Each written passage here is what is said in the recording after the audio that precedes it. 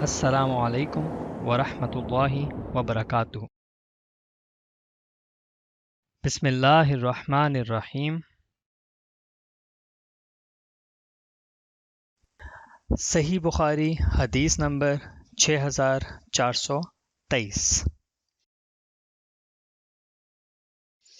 رسول اللہ صلی اللہ علیہ وآلہ وسلم نے فرمایا، کوئی بندہ جب قیامت کے دن اس حالت میں پیش ہوگا کہ اس نے کلمہ لا الہ الا اللہ کا اقرار کیا ہوگا اور اس سے اس کا مقصود اللہ کی خوشنودی حاصل کرنا ہوگی، تو اللہ تعالیٰ دوزخ کی آگ اس پر حرام کر دے گا۔